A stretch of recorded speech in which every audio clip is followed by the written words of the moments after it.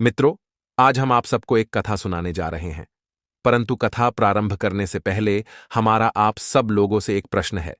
क्या आप सब लोग इस बात पर यकीन करते हैं कि जैसा आप कर्म करेंगे वैसा ही आपको फल भी मिलेगा? अब आप में से बहुत से लोगों के मन में यह प्रश्न जरूर उठ रहा होगा कि इसमें पूछने वाली बात क्या है। यह तो सत्य ही है कि जैसे हम कर्म करेंगे वैसा ही हमें फल भी मिलेगा। लेकिन एक बार आप अपनी आंखें बंद करके अपने आप से यह प्रश्न कीजिए और आप देखेंगे कि आपको इस प्रश्न का स्पष्ट उत्तर नहीं मिल पाएगा। कहीं ना कहीं आपके मन में असमंजस जरूर होगा कि क्या यह बात सच है या झूठ। मित्रों, आज हम सब एक कथा के माध्यम से कर्मों का खेल समझेंगे। आखिर अच्छे कर्मों का फल अच्छा और बुरे कर्मों का फल बुरा कैसे होता। एक समय की बात है, किसी गांव में एक बहुत ही अमीर सेठ रहता था। एक दिन वह बैठा था कि अचानक से उसके मन में अपने बचपन के मित्र से मिलने की उत्सुकता हुई और सेठ अपने मित्र से मिलने के लिए घर से निकल पड़ता है।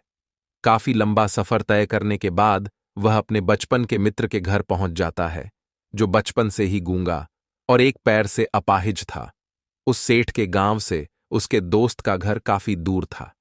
वहां जाने के लिए बीच बीच में कई सारे छोटे छोटे गांव पड़ते थे।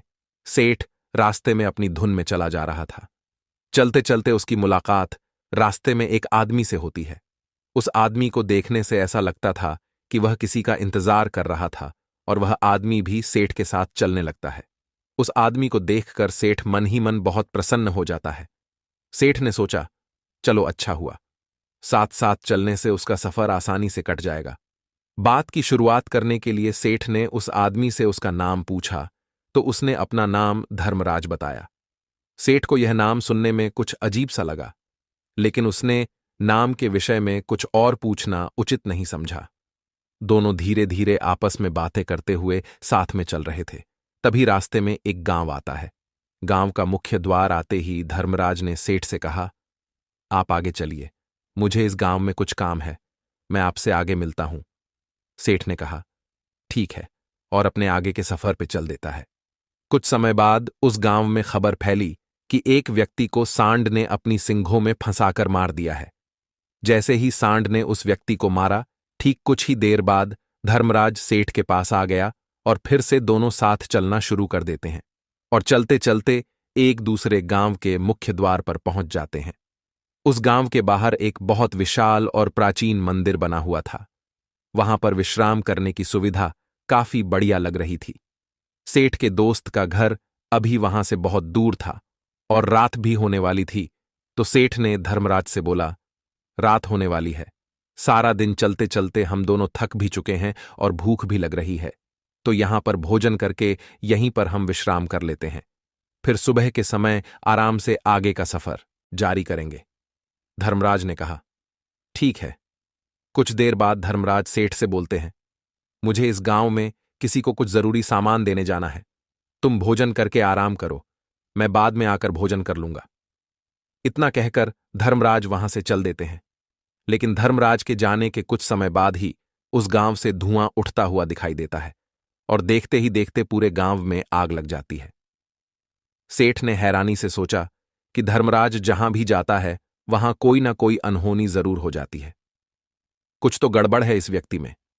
लेकिन सेठ ने रात्रि में धर्मराज से कुछ भी पूछना उचित नहीं समझा और वे दोनों सो गए। सुबह होते ही दोनों फिर से अपनी यात्रा शुरू कर देते हैं। कुछ दूरी तय करने के बाद रास्ते में फिर से एक गांव आता है। धर्मराज ने फिर सेठ से कहा, आप आगे चलिए, मुझे इस गांव में अपने मित्र से मिलने जाना है, मैं अपने दोस्त से मिलने के बाद आगे रास्ते में मिलूंगा। यह कहकर धर्मराज वहां से चला गया। लेकिन सेठ इस बार आगे नहीं गया, वहीं खड़ा होकर देखता रहा वह कहां जा रहा है और क्या करता है। तभी थोड़ी देर बाद गांव से लोगों की आवाज सुनाई देने लगी कि एक व्यक्ति को सांप ने काट लिया है और उसकी मृत्यु हो गई है। थोड़ी देर बाद धर्मराज फिर से सेठ के पास पहुंच गया, लेकिन इस बार सेठ के सब्र का बांध टूट गया और आखिरकार उसने धर्मराज से पूछ ही लिया कि तुम जिस भी गांव में जाते हो वहां कोई ना कोई अनहोनी जरूर क्यों हो जाती है, क्या तुम मुझे बता सकते हो यह ऐसा क्यों हो रहा है। धर्मराज ने कहा, सेठ जी, आप तो मुझे बहुत समझदार व्यक्ति मालूम पड़े थे, इसीलिए मैं आपके साथ चलने लगा था, क्योंकि समझदार व्यक्ति का साथ बहुत अच्छा होता है, परंतु आप अभी तक समझ नहीं पाए कि मैं कौन हूं। सेठ ने कहा, मैं समझ गया हूं, लेकिन मुझे कुछ संदेह है। अगर आप ही अपना परिचय दे दें तो मेरे लिए आसानी होगी। तब धर्मराज ने जवाब दिया कि मैं यमदूत हूं और यमराज के आदेशानुसार उन लोगों के प्राण हरण करता हूं जिनकी उम्र पूरी हो चुकी है। हालांकि सेठ को पहले से ही इस बात की आशंका थी, फिर भी धर्मराज के मुंह से यह बातें सुनकर वह घबरा गया। लेकिन वह हिम्मत करके पूछता है कि अगर आप सच में यमदूत हो तो मुझे बताओ, अगली मृत्यु किसकी है? धर्मराज ने जवाब दिया, अगली मृत्यु तुम्हारे उसी मित्र की है जिससे तुम मिलने जा रहे हो, और उसकी मृत्यु का कारण भी तुम ही बनोगे। यह बात सुनकर सेठ घबरा गया और सोच में पड़ गया कि अगर सच में यह धर्मराज यमदूत हुआ तो उसकी बात भी सच होगी और उसके कारण मेरे बचपन के सबसे अच्छे मित्र की मृत्यु हो जाएगी। तो सबसे अच्छा तो यही होगा कि मैं अपने मित्र से मिलने ही ना जाऊं।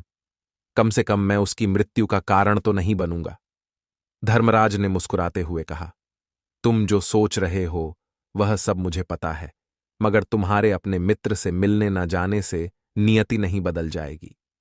तुम्हारे मित्र की मृत्यु तो निश्चित है और वह अगले कुछ ही पलों में घटित होने वाली है। यमदूत के मुंह से ऐसी बातें सुनकर सेठ को बहुत जोर का झटका जैसे लगा हो, क्योंकि यमदूत ने सेठ के मन की बातें पढ़ ली थीं, जो कि एक सामान्य व्यक्ति के लिए संभव नहीं है। अब तो सेठ को विश्वास हो गया कि यह धर्मराज सचमुच में यमदूत ही है। जब सेठ को यह पूर्ण विश्वास हो गया कि धर्मराज जी यमदूत हैं, तो वह घबरा गया और सेठ ने अपना मिलने का विचार त्याग दिया और अपने घर की तरफ वापस मुड़ गया। लेकिन जैसे ही सेठ वापस जाने के लिए मुड़ा, उसने देखा कि उसका मित्र तेजी से उसकी तरफ चला आ रहा है, जो कि सेठ को देखकर अत्यंत प्रसन्न दिखाई पड़ रहा था। अपने मित्र के आने की गति को देखकर सेठ को ऐसा लगा कि जैसे उसका मित्र काफी देर से उसका ही पीछा कर रहा है। लेकिन वह बचपन से ही गूंगा था और एक पैर से लंगड़ा भी था, इसीलिए ना तो वह सेठ को आवाज दे पाया था और ना ही उस तक पहुंच पा रहा था। लेकिन जैसे ही वह सेठ के पास पहुंचा, अचानक ही जमीन पर गिर जाता है और तुरंत ही उसकी मृत्यु हो गई। सेठ हक्का बक्का होकर धर्मराज की ओर देखने लगा, जैसे कि वह पूछना चाह रहा हो कि आखिर ऐसा क्यों हुआ। धर्मराज सेठ के मन में उठ रहे प्रश्नों को समझ गए और बोले, तुम्हारे मित्र ने तुम्हें पिछले गांव में ही तुम्हें देख लिया था और वे वहीं से ही तुम्हारा पीछा कर रहा था, लेकिन गूंगा और लंगड़ा होने की वजह से वह तुम तक नहीं पहुंच पाया। उसने अपनी पूरी ताकत लगाकर तुम तक पहुंचने का प्रयास किया, लेकिन बुढ़ापे में बचपन जैसी ताकत नहीं होती, इसलिए दिल का दौरा होने के कारण उसकी मृत्यु हो गई। क्योंकि वह तुमसे मिलने के लिए अपनी सीमाओं को तोड़कर तुम्हारे पीछे भाग रहा था, इसलिए अपने मित्र की मृत्यु का कारण भी तुम ही कहलाओगे। अब सेठ को पूर्णतः यह विश्वास हो गया था कि धर्मराज एक यमदूत है और उनका का कार्य जीवों के प्राण हरना है। लेकिन सेठ एक समझदार व्यक्ति था। वह यह भी जानता था कि मृत्यु पर किसी का वश नहीं है, सबको एक ना एक दिन मरना ही है। यही सोचकर उसने अपने आप को संभाल लिया।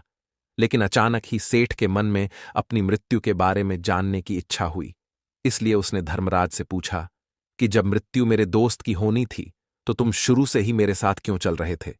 यह प्रश्न सुनकर धर्मराज जोर से हंसा और बोला, मैं तो हर पल हर क्षण सभी के साथ चलता हूं, किंतु लोग पहचान नहीं पाते, क्योंकि लोगों के पास अपनी समस्याओं के अलावा किसी और व्यक्ति, वस्तु या घटना के बारे में सोचने समझने या उसे देखने का समय ही नहीं होता। सेठ ने कहा, तो क्या तुम यह बता सकते हो कि मेरी मृत्यु कब, कहां और कैसे होगी? यमदूत ने हल्का सा मुस्कुराकर सेठ के प्रश्न का उत्तर दिया। कहा, हालांकि किसी भी सामान्य जीव के लिए अपनी मृत्यु के बारे में जानना ठीक नहीं है, क्योंकि कोई भी जीव हो अपनी मृत्यु के बारे में जानकर बहुत दुखी हो जाता है। हालांकि तुम मुझे समझदार व्यक्ति मालूम पड़ते हो और तुमने जिस तरीके से अपने मित्र की मृत्यु को सहन कर लिया है, उसे देखकर लगता है कि तुम अपनी मृत्यु के बारे में जानकर भी दुखी नहीं होंगे। यमदूत ने कहा, तो सुनो, तुम्हारी मृत्यु आज से ठीक 7 महीने बाद आज ही के दिन किसी दूसरे राज्य में फांसी लगने से होगी, और सबसे हैरानी की बात तो यह होगी कि तुम स्वयं ही खुशी से उस फांसी को स्वीकार कर लोगे। यह कहकर धर्मराज वहां से यमलोक चले जाते हैं। क्योंकि अब यमदूत के पास सेठ के साथ चलते रहने का कोई कारण न था। इसके बाद सेठ ने अपने मित्र के शरीर का अंतिम संस्कार किया और यथाशक्ति उसके क्रियाकर्म करके अपने गांव वापस आ गया। लेकिन कोई व्यक्ति कितना भी समझदार क्यों ना हो, अपनी मृत्यु के बारे में जानकर दुखी तो होता ही है और मृत्यु से बचने का कोई न कोई उपाय भी खोजता है। तो सेठ ने भी वही किया। क्योंकि सेठ बहुत अमीर था, इसलिए उसकी पहचान उस राज्य के राजा तक थी। सेठ ने सोचा कि राजा के पास तो कई सारे ज्ञानी मंत्री हैं, वह मेरी मृत्यु से संबंधित समस्या का कोई ना कोई समाधान निकाल ही लेंगे। सेठ यही सब सोचता हुआ राज दरबार में पहुंच जाता है और राजा से सारी घटना के बारे में बताता है। राजा ने अपने मंत्रियों को सारी समस्या बताई और उनसे सलाह मांगी। अंत में सभी ने विचार विमर्श करके कहा, अगर सेठ की बात सही है तो उसकी मृत्यु भी 7 महीने बाद ही होगी, लेकिन मृत्यु तो तब होगी जब वह किसी दूसरे राज्य में जाएगा। यदि वह किसी दूसरे राज्य में जाए ही ना तो मृत्यु ही नहीं होगी। मंत्रियों की यह सलाह राजा को भी सही लगी। इसके बाद सेठ के रहने की सारी व्यवस्था महल में ही कर दी गई और राजा के आदेश के बिना उस सेठ से किसी को भी नहीं मिलने दिया जाता था। लेकिन सेठ राजा के आदेश के बिना कहीं भी आ जा सकता था, ताकि सेठ को यह ना लगे कि राजा ने उसे कैद करके रखा है। परंतु सेठ डर के मारे स्वयं ही कहीं आता जाता नहीं था। धीरे धीरे महीने गुजरते गए और सेठ की मृत्यु का समय नजदीक आने लगा और अंततः वह भी दिन आ गया जिस दिन सेठ की मृत्यु होनी थी। तो जिस दिन सेठ की मृत्यु होनी थी उसकी एक रात पहले सेठ डर के मारे जल्दी ही सो गया, ताकि जल्दी से वह रात बीत जाए और अगला दिन आ जाए, ताकि उसकी मृत्यु टल सके। यही सोचकर वह जल्दी सो जाता है। लेकिन सेठ को नींद में चलने की बीमारी थी और अपनी इस बीमारी के बारे में वह स्वयं ही नहीं जानता था। तो फिर राजा, मंत्री या किसी और को इसके बारे में बताने का कोई प्रश्न ही नहीं उठता। सेठ अपनी मृत्यु को लेकर बहुत चिंतित था। वह पिछले कई दिनों से ठीक से सो भी नहीं पा रहा था और नींद में चलने की बीमारी भी तभी होती है जब व्यक्ति ठीक से सो नहीं पा रहा हो। तो उस रात भी सेठ को नींद में चलने का दौरा पड़ा। वह उठा और महल से निकलकर अस्तबल में गया। क्योंकि सेठ राजा का खास मेहमान था, इसलिए किसी भी पहरेदार ने उसे नहीं रोका और ना ही किसी तरह की कोई पूछताछ की। अस्तबल में पहुंचकर वह सबसे तेज चलने वाले घोड़े की पीठ पर सवार होकर नींद में ही अपने राज्य की सीमा से बाहर दूसरे पड़ोसी राज्य में चला गया। इतना ही नहीं, वह दूसरे राज्य के राजा के महल में पहुंच गया। उस महल के पहरेदार ने भी उसे नहीं रोका और ना ही कोई पूछताछ की। सभी लोग रात्रि का अंतिम पहर होने के कारण गहरी नींद में थे। वह सेठ सीधे राजा के सैन्य कक्ष में पहुंचा। जहां राजा और रानी सो रहे थे, वह वहीं जाकर सो गया। सुबह हुई तो राजा ने सेठ को रानी के बगल में सोया हुआ देखा तो राजा बहुत क्रोधित हो गया। राजा ने सेठ को कैद करने का आदेश दे दिया। सेठ गिरफ्तार हो गया। लेकिन सेठ तो बहुत हक्का बक्का था। उसे तो कुछ समझ नहीं आ रहा था कि आखिर वह दूसरे राज्य में और राजा के सैन्य कक्ष में कैसे पहुंचा। लेकिन वहां उसकी यह सब सुनने वाला कोई नहीं था। अगली सुबह राजा ने सेठ को दरबार में पेश करने का आदेश दिया। कुछ देर बाद सेठ को दरबार में लाया गया। सेठ को आंखों के सामने देखते ही राजा गुस्से से लाल हो गया कि उसे फांसी पर चढ़ा देने का हुक्म सुना दिया। फांसी की सजा सुनकर सेठ कांप गया, लेकिन फिर भी थोड़ी सी हिम्मत जुटाकर राजा से बोला, महाराज, मैं नहीं जानता कि मैं राजमहल तक कैसे पहुंचा। मैं यह भी नहीं जानता हूं कि आपके सैन्य कक्ष तक मैं कैसे आया और आपके महल के किसी पहरेदार या सैनिक ने मुझे रोका क्यों नहीं। लेकिन मैं इतना जरूर जानता हूं कि आज मेरी मृत्यु होनी थी और वह होने भी जा रही है। राजा को यह बात थोड़ी अजीब लगी। उसने पंडित से पूछा, तुम्हें कैसे पता कि आज तुम्हारी मृत्यु होनी है? राजा के इस प्रश्न के जवाब में पंडित ने पिछले 7 महीने का सारा वृतांत राजा को सुना दिया और बोला, महाराज, मेरा क्या, किसी भी सामान्य व्यक्ति में इतना साहस नहीं कि वह राजा के सैन्य कक्ष में राजा की उपस्थिति में रानी के साथ सो जाए। राजा को सेठ की बात में थोड़ा तर्क दिखाई पड़ा, परंतु उसने सोचा कि यह मृत्यु से बचने के लिए धर्मराज और उसके द्वारा अपनी मृत्यु की भविष्यवाणी की कहानी बना रहा है। इसलिए राजा ने सेठ से कहा, यदि तुम्हारी बात सत्य है और आज यह तुम्हारी मृत्यु का दिन है, जैसा कि यमदूत ने तुमसे कहा था। तो आज तुम्हारी मृत्यु का कारण मैं नहीं बनूंगा। लेकिन यदि तुम्हारी बात झूठी निकली तो निश्चित ही आज तुम्हारी मृत्यु का दिन होगा, क्योंकि जिस राज्य से सेठ आया था उस राज्य का राजा इस राजा का मित्र था। इसलिए इस राजा ने तुरंत अपने 2 सैनिकों को पड़ोसी राजा के पास भेजकर सेठ की बात की, सत्यता का प्रमाण मांगने के लिए भेज दिया। सैनिक शाम तक पड़ोसी राज्य से लौटे और उन्होंने राजा को बताया कि महाराज सेठ जो कुछ भी कह रहा है वह सब सत्य है। पड़ोसी राज्य के राजा ने पिछले 7 महीने से सेठ के रहने की सारी व्यवस्था अपने ही महल में कर रखी थी। सेठ राजा का खास मेहमान था। कल शाम राजा आखिरी बार सेठ से उसके कक्ष में मिले थे, और उसके बाद यह इस राज्य में कैसे पहुंच गया इसकी जानकारी किसी को भी नहीं है। इसीलिए उस राज्य के राजा के अनुसार सेठ को फांसी की सजा देना ठीक नहीं है। लेकिन राजा के सामने एक नई समस्या थी, क्योंकि उसने बिना पूरी बात जाने ही सेठ को फांसी की सजा सुना दी थी। इसलिए अगर सेठ को फांसी नहीं दी जाती तो राजा के वचन का अपमान हो जाएगा, लेकिन अगर राजा की बात का मान रखा जाए तो बेवजह ही एक निर्दोष व्यक्ति की मौत हो जाएगी। राजा ने अपने सभी मंत्रियों से इस बारे में सुझाव मांगा, तो मंत्रियों ने राजा को सुझाव दिया कि महाराज सेठ को एक कच्चे धागे से फांसी लगवा दी जाए। इससे आपके आदेश का भी पालन हो जाएगा और कच्चे धागे से सेठ को फांसी भी नहीं लगेगी और उसके प्राण भी बच जाएंगे। राजा को मंत्रियों का यह सुझाव पसंद आया और उसने ऐसा ही करने का आदेश दे दिया। सेठ के लिए कच्चे धागे से फांसी का फंदा बनाया गया और सेठ को फांसी पर चढ़ाने की तैयारी शुरू कर दी गई। सभी लोग बहुत खुश थे कि न तो सेठ की मृत्यु होगी और न ही राजा का वचन खाली जाएगा। सेठ को भी पूर्ण विश्वास था कि इस धागे से तो उसकी मृत्यु हो ही नहीं सकती। सेठ उस पर चढ़ने के लिए तैयार हो गया, जैसा कि धर्मराज ने भविष्यवाणी की थी कि तुम खुद ही अपनी फांसी को स्वीकार करोगे। लेकिन जैसे ही सेठ को फांसी दी गई, धागा तो टूट गया, लेकिन टूटने से पहले उसने अपना काम कर दिया था।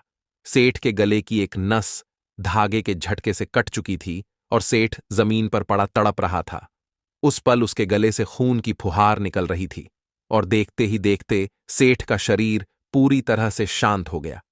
सभी लोग आश्चर्यचकित थे कि कच्चे धागे से भी किसी इंसान की मृत्यु हो सकती है, लेकिन घटना तो घट चुकी थी।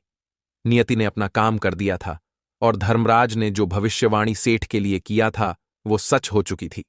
दोस्तों, श्रीमद् भागवत गीता में भगवान श्री कृष्ण ने कहा है, कर्मण्येवाधिकारस्ते मां फलेषु कदाचन मां कर्म फल हेतुर्भूर्मा ते संगोस्त्व कर्मणि। इस श्लोक का अर्थ है, कर्म पर ही तुम्हारा अधिकार है, लेकिन कर्म के फलों में कभी नहीं। इसलिए कर्म को फल के लिए मत करो और न ही काम करने में तुम्हारी आसक्ति हो। जो होना होता है वह होकर ही रहता है, क्योंकि न्याति की पूरी प्रणाली पहले से ही तय होती है, जिसे हम थोड़ा सा भी इधर उधर नहीं कर सकते हैं। शायद इसीलिए ईश्वर ने हमें भविष्य जानने की क्षमता नहीं दी है, ताकि हम अपने जीवन को ज्यादा बेहतर तरीके से जी सके। और यही बात उस सेठ पर भी लागू होती है। अगर सेठ ने उस दिन यमराज अपनी मृत्यु के बारे में ना पूछा होता तो 7 महीने तक राजा के महल में कैद रहकर डर डर कर जीने की बजाय ज्यादा बेहतर जीवन जीता। मित्रों, आपने आज के इस वीडियो से क्या सीखा वह मुझे आप कमेंट में बता सकते हैं। इसी के साथ ही हमें उम्मीद है कि आपको आज की वीडियो पसंद आई होगी, तो इस वीडियो को उस इंसान को शेयर करें जिसे यह कहानी सुनने की जरूरत है। कृपया इसी तरह की कथा और ज्ञानवर्धक कहानियों के लिए चैनल को सब्सक्राइब कर लें और बेल आइकन को दबा दें, जिससे कि आपको पहले ही वीडियो मिल जाए। चलिए फिर मिलते हैं ऐसी एक और नई वीडियो में। तब तक के लिए अपना ख्याल रखें। जय श्री कृष्णा, जय श्री राम।